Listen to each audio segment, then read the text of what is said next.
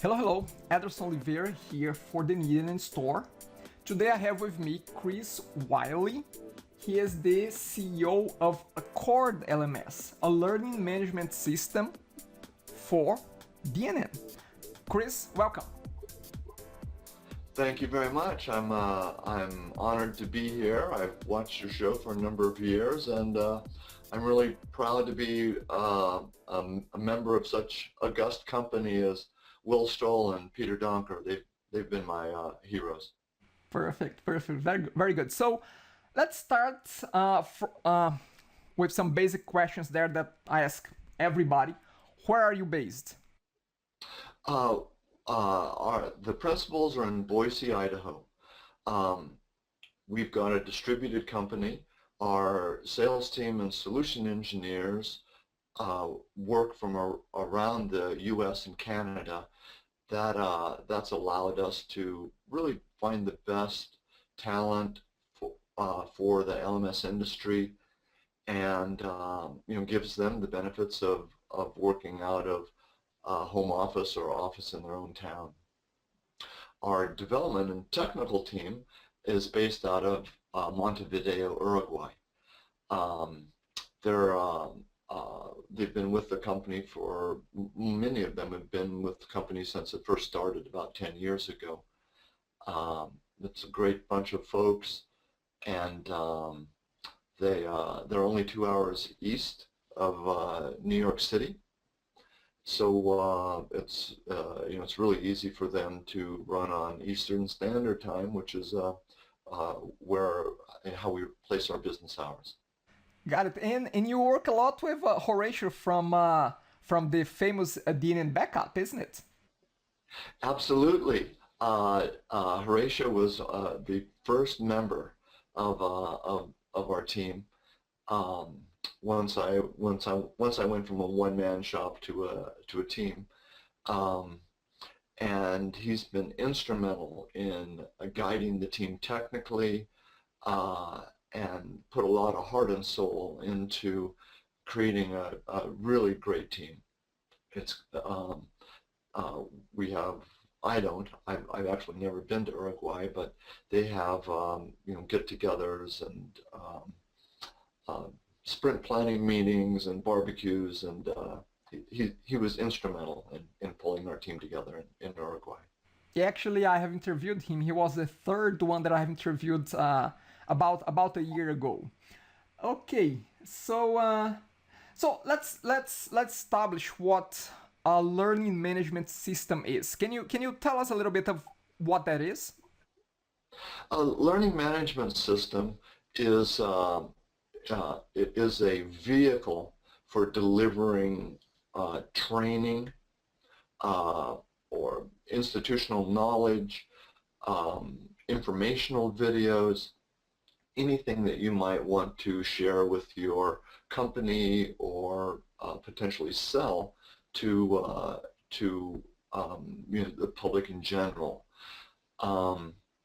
The So you can load any kind of content. It can include PowerPoint presentations, videos. There's also a number of point-and-click quiz makers. So after you've presented content, then you can test for retention. Then the learning management system will track all of the utilization and then write reports. So it's very important for certification processes as well.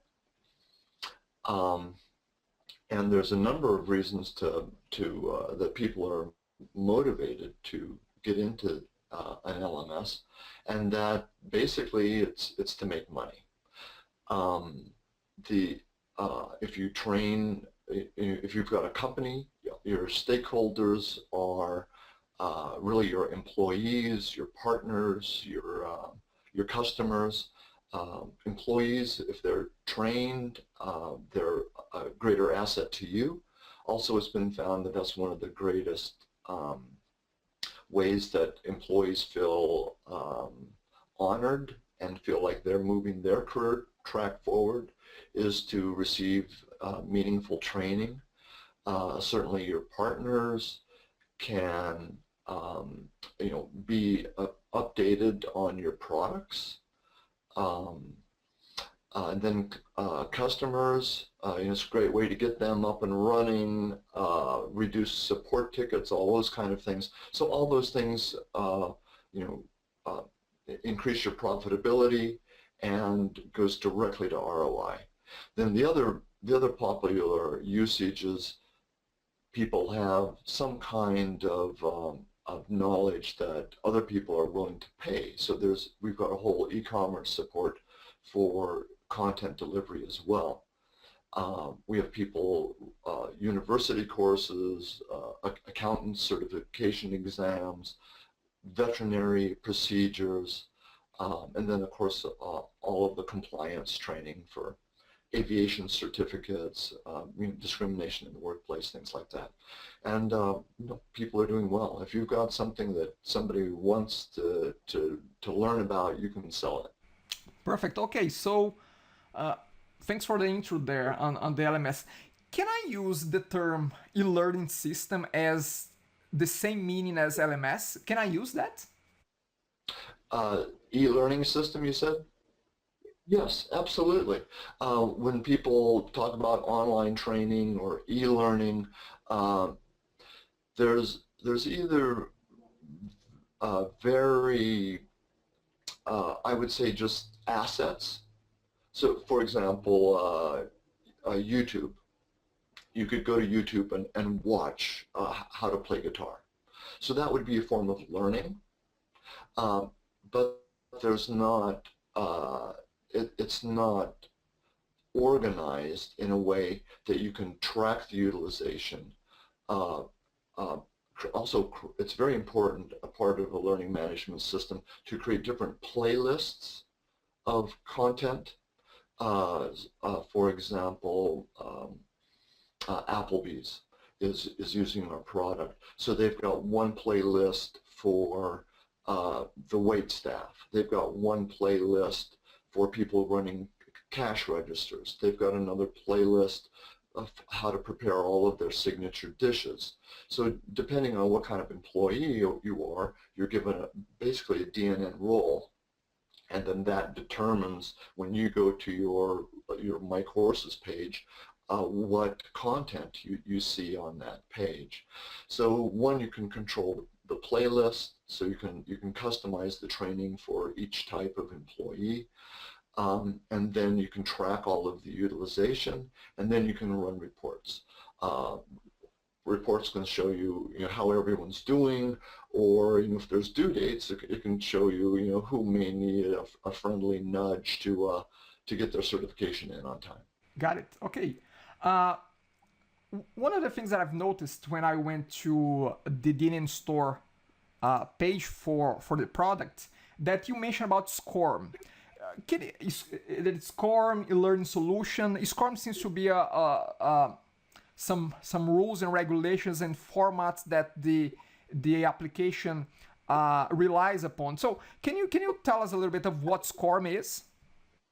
Yes, that's a great question. And often in industries you have what seems to be almost intentional incompatibility. Well, fortunately, there were some, guiding luminaries in the e-learning business, and there's a very broad standard called SCORM, and that means Shareable Content Object Resource Management. I believe that's right, something like that. And it's basically it allows SCORM content authoring tools to publish either presentations or quizzes, and those are called SCO, Shareable Content Objects. And then if you find a SCORM compatible learning management system, then you can load those SCORM objects SCOs into the learning management system, and there's a protocol. It's basically a set of expected and standardized JavaScript library that the launching learning management system provides for the content object once it's launched. And so the content object will call these JavaScript functions that are all part of the SCORM specification. And now, so we can report to it what question was asked, what was the correct answer, what answer was out of the 5 options, which one did the learner actually choose? Was it passed? Was it failed? What was the passing score? All of that stuff is programmed into the content object, into the SCO, and the LMS isn't aware of any of that until it's launched, and all of that information was reported back to us. At that point, we save all of the attempt records, and then from that we can run the reports. So our reports, how on a very high level, you can take reports on how is your team doing, or how are certain learning roles. For example, you might have a learning role for your sales team or your marketing team that again, these learning roles will determine the playlist of content that they get. So you can run reports on the learning roles, and then you can get down to specific SCORM objects, and then you can even see what questions people are missing or overlooking. Perfect. Okay. So we have cleared what SCORM is. Now, let's talk a little bit about the past here. How long have you been working on the LMS space, and what brought you to that space? Well, much of my life was an independent contractor, and I enjoyed being, at liberty to work contracts and then be free. But later in my life, I really wanted to, try something new.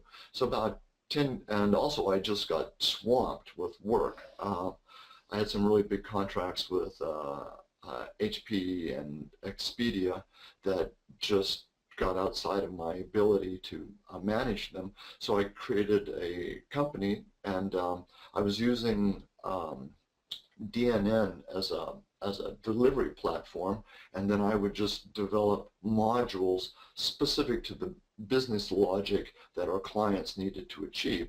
But I didn't need to write, password login to their web portals, all those kinds of things.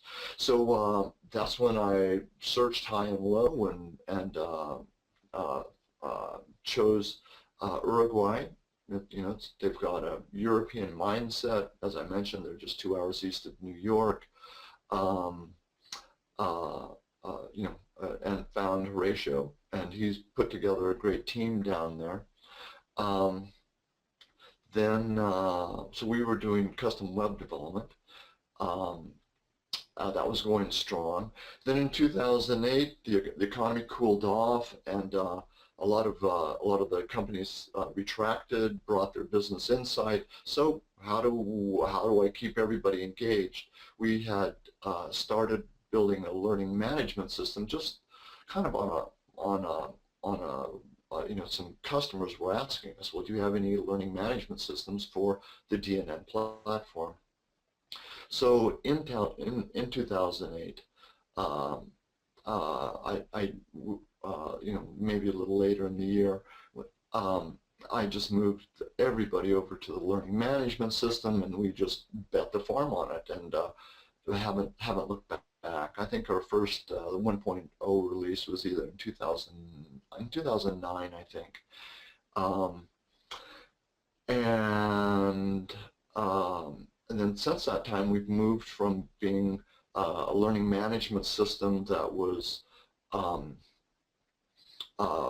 really sort of beholden to the DNN community to a full-fledged contender, playing with the big fish, And so a lot of our clients now are not even aware that they're running a DNN platform, simply because we're marketing as an LMS in its own right, more than a DNN add-on.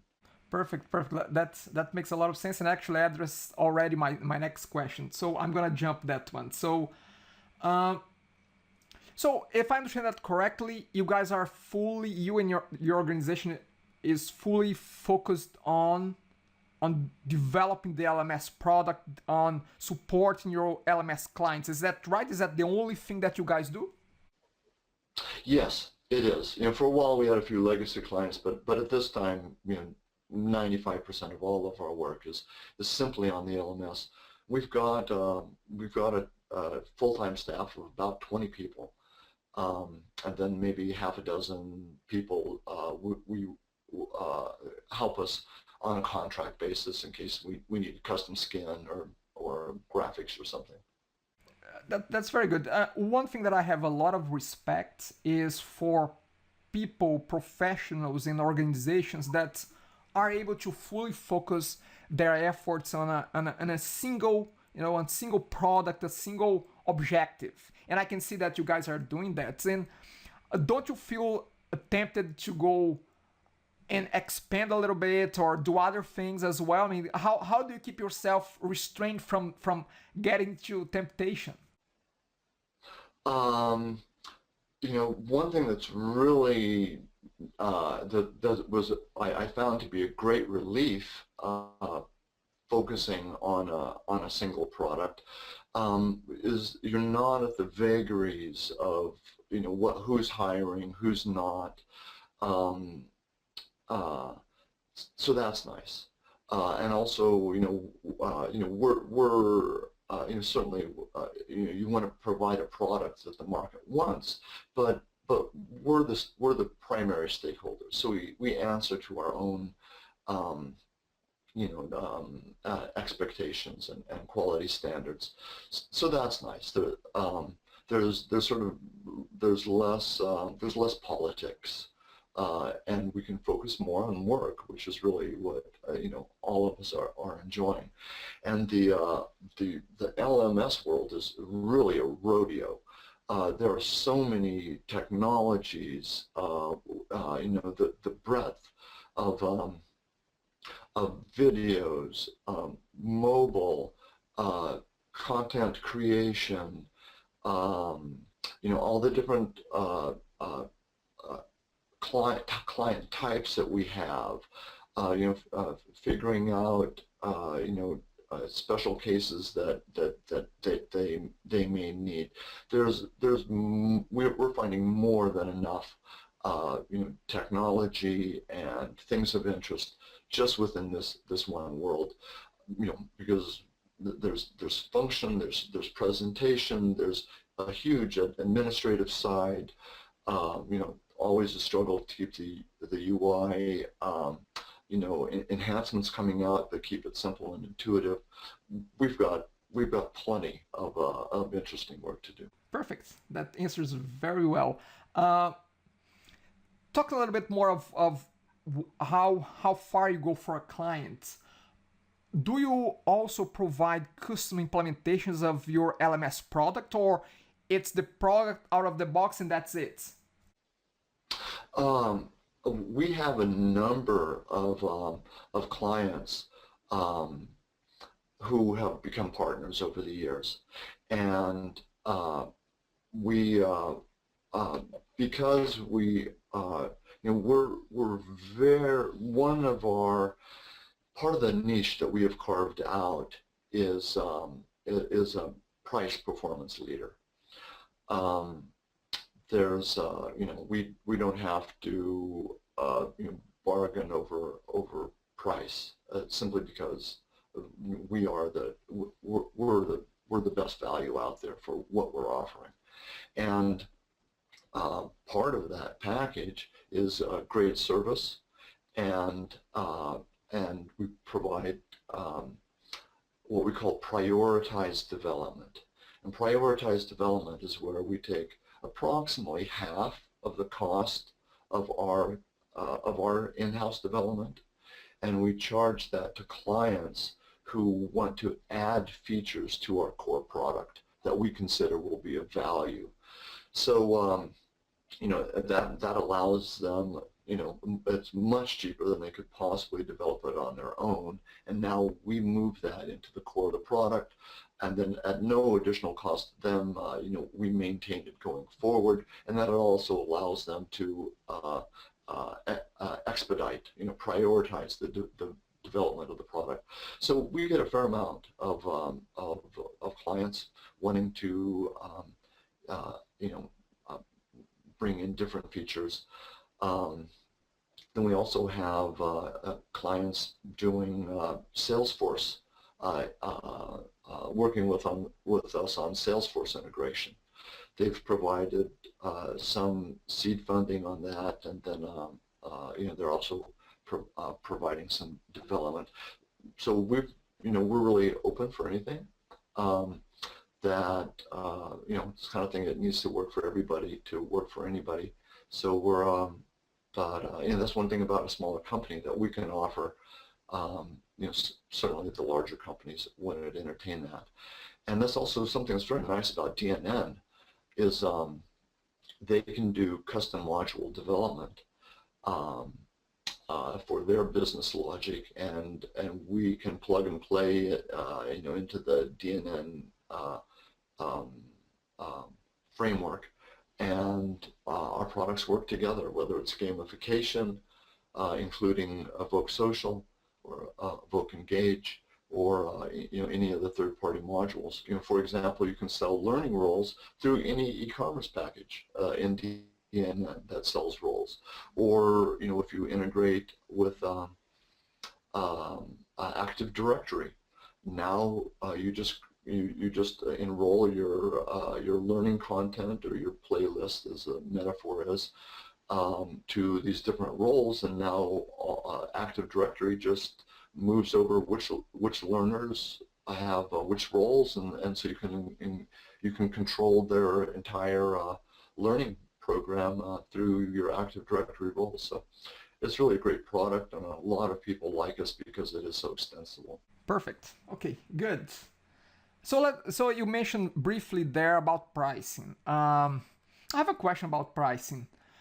I've noticed that your product is the second most expensive product on the DNN store, just behind the Evoke product. Again, that's really jumps out of the curve when you see prices on the DNN store. I understand that you are competing with LMSs out there as well. I just want to from your own words there, to talk a little bit more about pricing and what is the pricing model that we have here, because I see SaaS hosting. I would like to maybe explain that a little bit better. What is the pricing model? How is that structured there, for the product? Okay, well, because we're a module set that plugs into DNN, there's a whole world of things that we are not encumbered with. If you want to run on a web farm, we don't have to take care of that. DNN has done that for us. All of the the modules out there for Active Directory integration. You can imagine all the different ways that a web portal can be used, and there's a lot of technology out there that DNN has done an excellent job of, and we're basically standing on their shoulders. So we don't have to pass that development cost to our clients. We've got this incredible advantage in the marketplace. So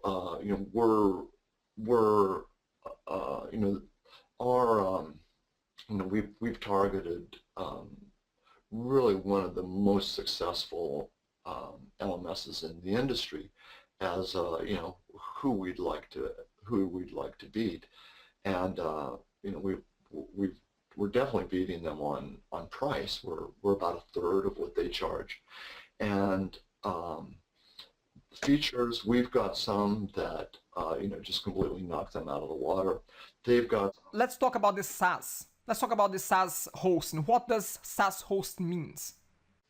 Oh, okay. SaaS is software as a service, and that means that we provide your product.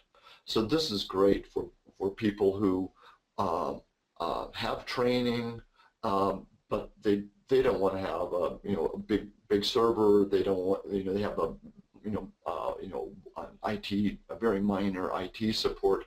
It's a turnkey. We set them up with example content, example e-commerce items, and part of our setup includes loading their content both into the learners' courses, also into their e-commerce. We've got free support that's very responsive. So that's the SaaS model, and that's increasingly more and more of our business. I think maybe 80%. Is that annually? Is that monthly? What is that? When I see $3,000 cost, how frequently is that? That's annual, and that would be annual for 200 learners at that price. And we take care of all the infrastructure, 10 gig of storage and backup, and we've got daily backups, in case for some reason, you delete all of your learner records, we can roll you back. And then installed, some of our larger clients have the IT muscles to, run their own servers. We have clients running Evoke Content, Evoke Social. We've got clients on the DNN Azure Cloud. We're Azure compatible. In those cases, we sell them installed or self-hosted license. Those are 25% cheaper. The client basically provides all of the infrastructure. We continue to provide support. Got it. Okay, perfect. That makes sense. Let's talk about the target audience here. Who are your clients? We have a very broad range. Mostly small to mid-sized businesses, but because we've got such a clean and easy to administer product, we even get some universities and government contracts as well. We've got a few Fortune 1000 companies. We're also 3 of Australia's largest banks are using us. So we're really all over the board, and there's part of the reason that there's so much excitement in the LMS world is it's going from a $3 billion a year market last year to in 3 more years, or in 2019, 4 more years, it's expected to be a $7 billion market. We're hoping to get 1/10 of 1%, and we're on target to do that, so that's good. The largest player happens to be SumTotal. They only have 9% of the market. There are dozens and dozens of players, and what tends to happen is they get large, and then some talent management system buys them out to just get their client base, and then they end up atrophying, and they're non-responsive. I just read that Adobe has come out with their learning management system, because they've got some decent authoring tools. But have you ever tried to get support from Adobe? So there's a lot of room for a lot of different players out there. Another thing that is interesting is that a third of all companies, and not only is the market growing, but approximately a third of all companies are dropping out of their LMSs every year. Again, they bought into, some of these are legacy systems that are years old. Some have, been bought out and then become, stepchildren products. A lot of them, people just haven't kept up on the market. So there's incredible searching for good products. So if you offer a good product at a good value, there's plenty of business to be had. Perfect. Very good, very good. So, Chris, let's transition now to the showcase, the client showcase, because that's a segment that I really like to do on any interview. So let's transition to the showcase, and after the showcase, we're gonna do a demo of the product. So, should we bring Gabe? Gabe? Yes, let's bring Gabe. Gabe is one of our solution engineers. He's worked with a number of other LMSs over the years, and decided that he could see our value proposition and wanted to be on a winning team. And he's just a master at what he does. We're very fortunate to have him. Perfect. So Gabe, take it over. Start with the client showcase, and Sure. it's your turn. All right. Well, we've got two showcases here for clients. The one is iMark University, and this is their site, and I've logged in as a regular learner. And so I'm just going to quickly run through the individual courses here. And so we can see that we've got some individual courses that people can go in and purchase, like Chris mentioned, off the site. Once those courses are purchased, it shows up on their courses page. And then on the courses page, you'll see everything that this person has been enrolled in or purchased. And so, for example, this is very consistent across our clients. It'll show you how much the course you've got complete. And then if you open the course itself, it'll show all the different lessons or learning elements that make up this course. And then you can either launch those or see further subchapters and look at what's in each one. And then you can launch that. So this is kind of one. Quick question: the purchasing element of this that you demoed, is that part of the product as well? Yeah. So any element that Chris alluded to that LMSs can deliver any sort of file. This is a file, so it can either be a quiz or a SCORM file, or it could be just a regular PowerPoint or PDF, or some other proprietary file that you want to deliver to your learners. I was referring to the purchasing aspect of what you showed at the very beginning. The purchase element, is that part of the LMS system as well? The integration with a payment gateway, is that part as well? Yep, that is part. That comes with our platform, and so you can upload your own courses into that payment gateway that comes with it, and off you go. Just for, since we're talking to a more technical DNN crowd, we've actually partnered with RevIndex, and so they've got real-time shipping rates in case you want to sell physical products, but most of our clients are using it just to sell courseware. But they've got all kinds of things like vouchers, reseller discounts, anything that you might want to configure with e-commerce. RevIndex provides, and they've been great to work with over the year. Stephen Lim over there is a real professional. Okay, so Aderson, I'll go to the next client one that we have is Hoya Vision. And so in Hoya Vision here, when we look at their courses, they've done something a little different. So in their courses that you can see down below some different items that they've taken advantage of. So when you open these, it gives you a little bit of a tutorial on how to use the courses up above.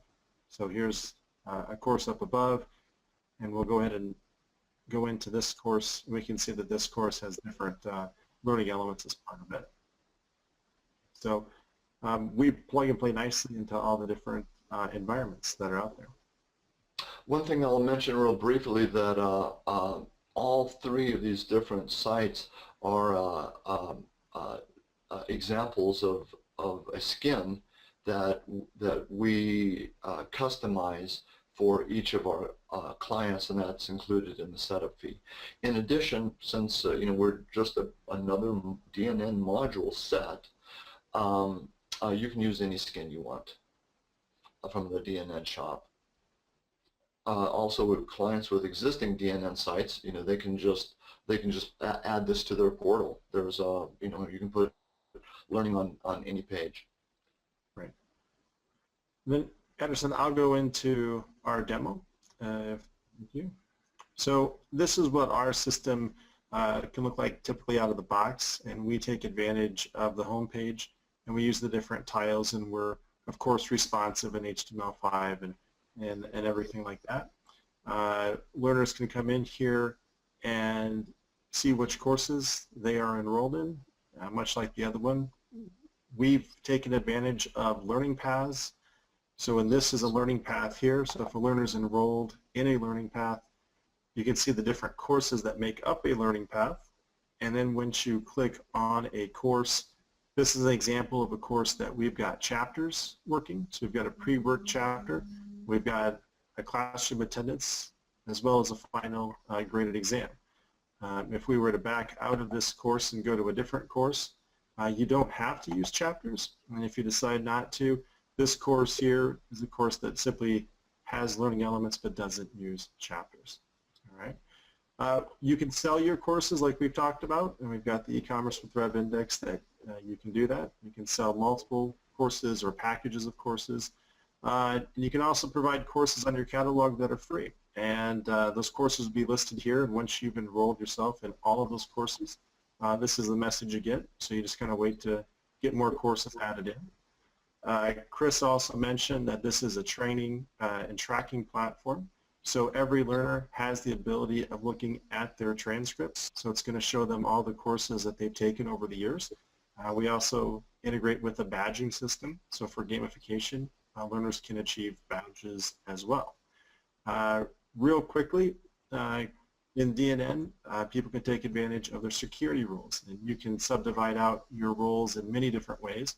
So for example, if you wanted roles to be based on a course access or a team or department, you can easily do that. And when a learner goes into some courses here, they can go ahead and post something to their group and share that, and then people can go ahead and post back and like each other and so on. So you can really get very humbled down there. Let me make a comment here. So what's nice about this is you can have groups either associated with teams that Gabe will show later, or also learning roles.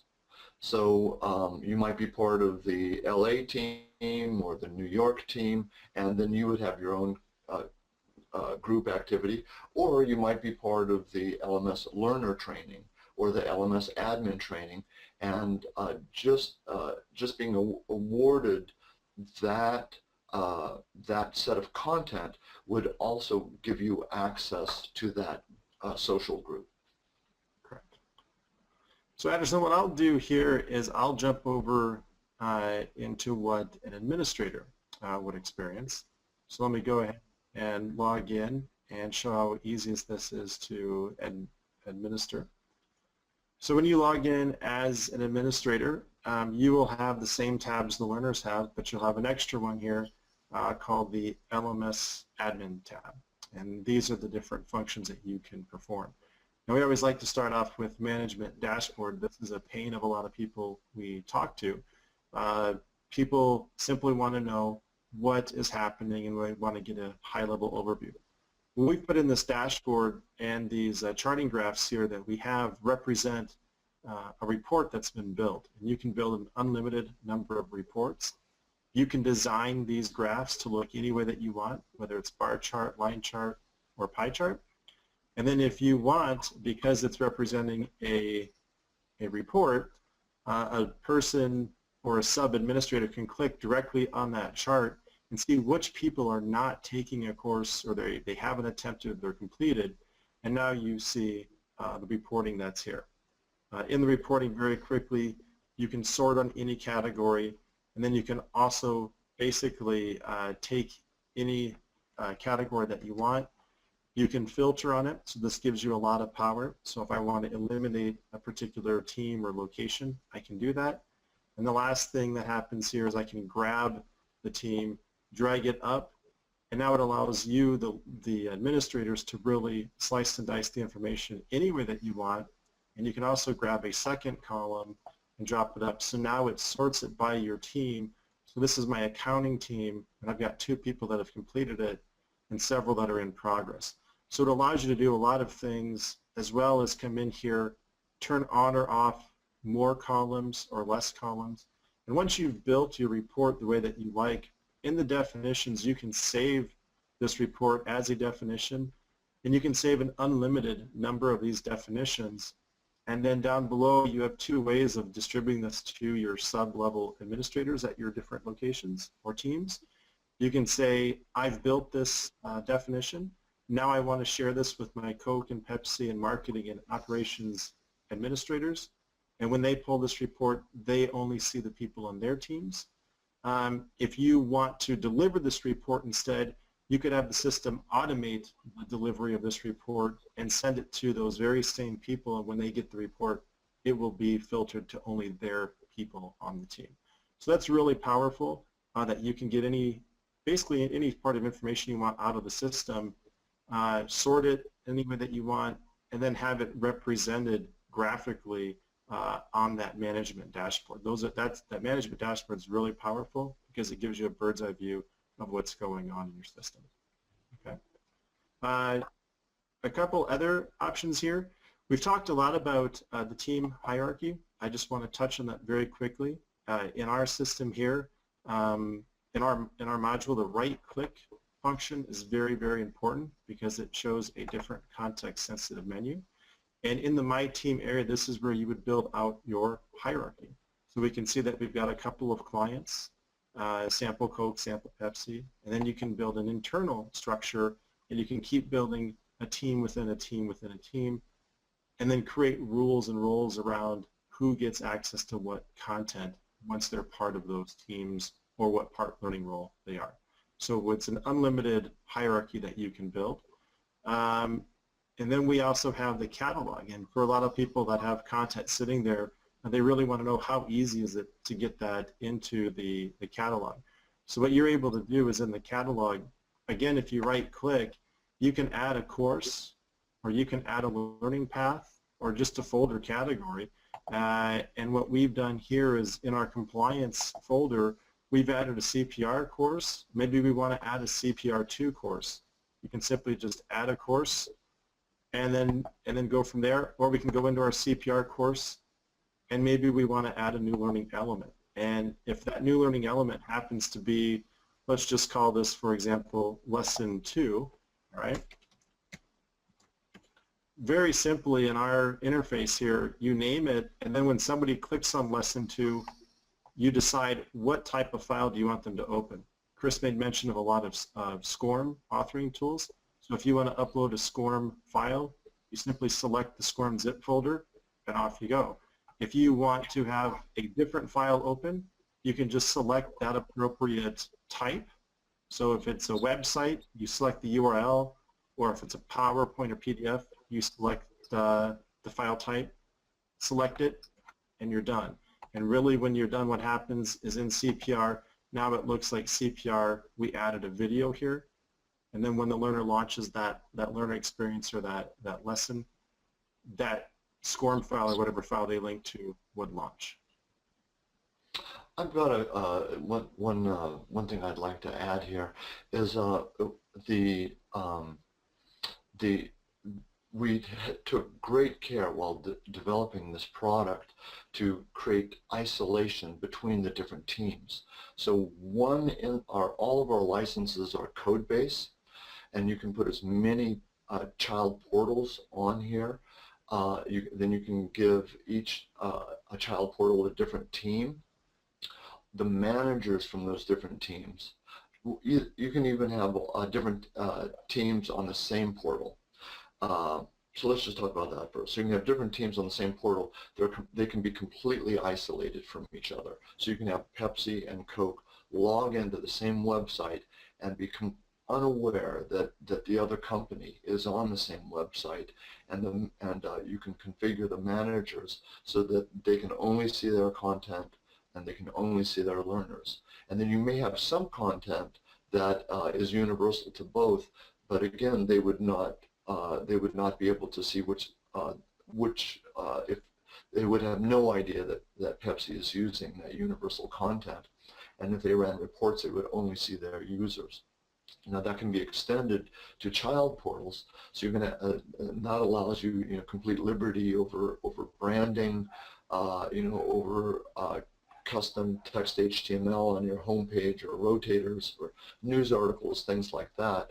And you can have one master LMS on one of your portals, and then on your child portals, you can have any number of learner UI that attach to the master administrative content repository, and you can also have unlimited report modules and chart modules that all come back to this master administrative repository module. So what's really nice about this is you can set up different clients on the people with distribution channels, like Glidden Paints. They can have a separate portal for Home Depot. They can have a separate portal for Lowe's, and it's all, even though they're dedicated portals, they're all pulling content from one master administrative module repository. So now you can go to that repository and run global reports, and you just have one catalog to maintain. If you're Lowe's or Home Depot, when you log into your portal and go to, even as an administrator, and go to the reports or charts, you can only see your content. So we've got a lot of cross-portal support, and have really been meticulous about isolating different clients, different teams from one another, if that's the model you want. Chris, let me just ask a quick question. Well, maybe not quick, but as I see, I haven't had a chance to work on LMS before, but as I see, it seems like an LMS is as complex or as involving in implementation as an e-commerce is. So my point is that this must require some level of training to your customers. So I'm just wondering, how do you guys deliver the initial orientation, the initial training to your customers? We have a very thorough onboarding process that we continue to tune, but and we spent a couple of years really working and developing that. We typically give one or two demos, often first is to the decision makers, and then more towards the technical team. Then we provide evaluation portals. We provide more training at that point, usually with helping them set up with their own content, and then finally, if they go live, we help them again. And there's a lot of care, and clients have told us a number of times that what really tipped their decision in our favor was just the quality of support and the sincerity of our team, from the sales team all the way through the support team. We consider our customers' clients to be our clients, and our basic support package is free, but that we'll drop it if there's something that's impacting our client's ability to make money, to deliver on their obligations. We'll drop everything and fix it and come out with an immediate branch release. We take that very seriously. Perfect. So Gabe, if you want to carry on and conclude your demo there. Yeah, so really that's the high level overview of the demo. Obviously there's in the system you can configure the system in many different ways.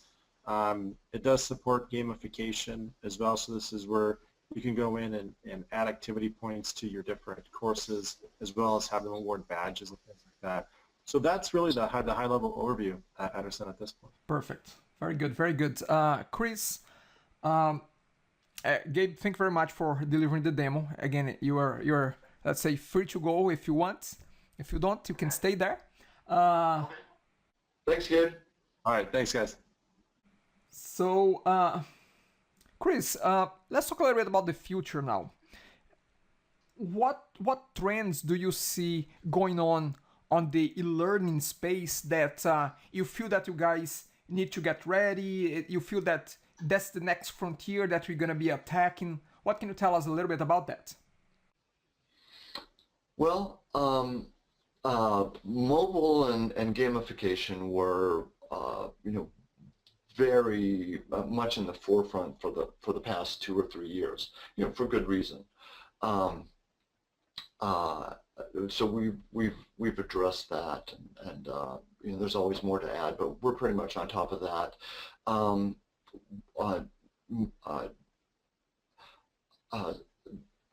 I would say one of the things is people are looking for single solution.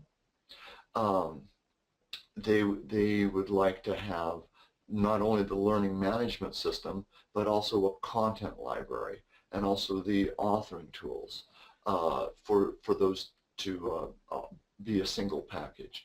We have fairly seamless integration into some authoring tools, so that's how we're moving on that front, and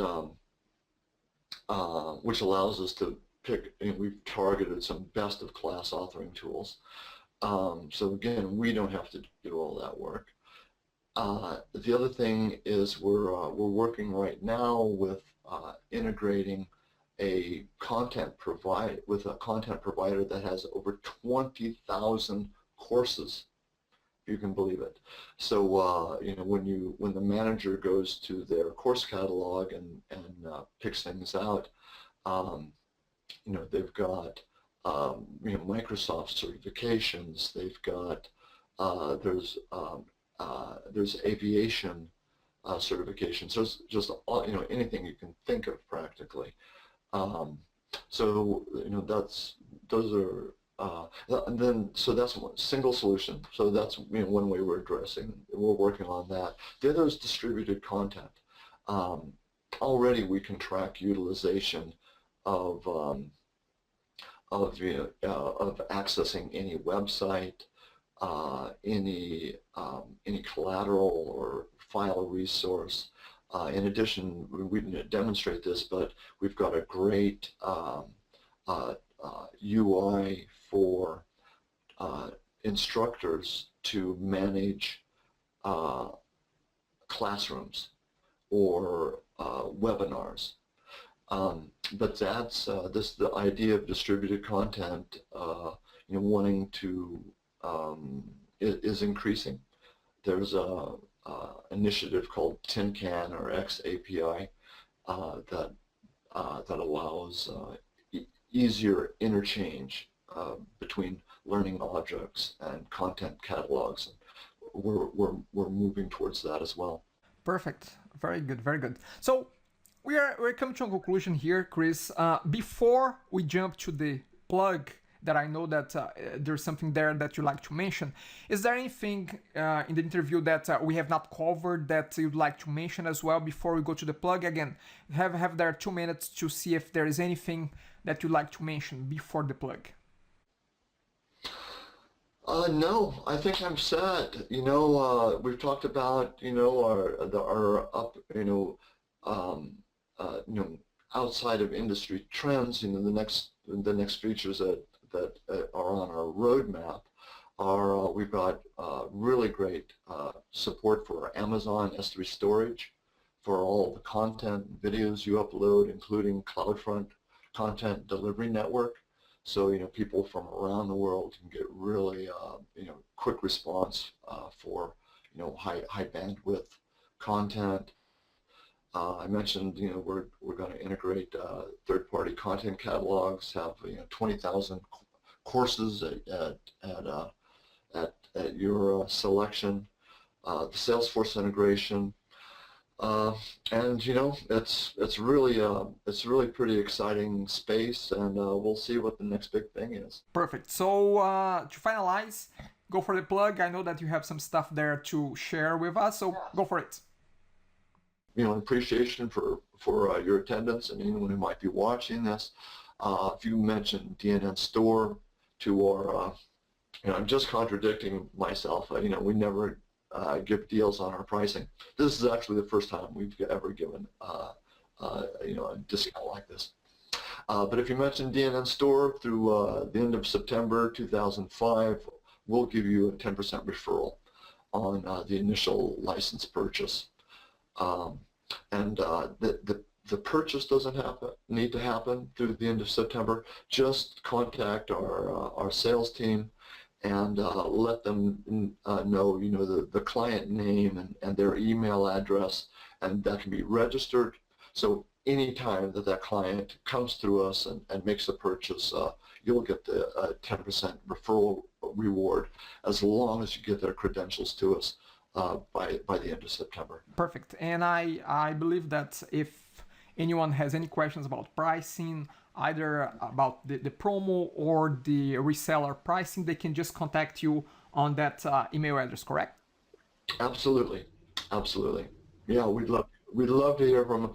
And people who know DNN are really the funnest clients that we have to work with. And it's really exciting to see what some of the solution providers have done. It's fun. It's a good bunch. DNN's a great product, and I'd love to work with you guys. Perfect.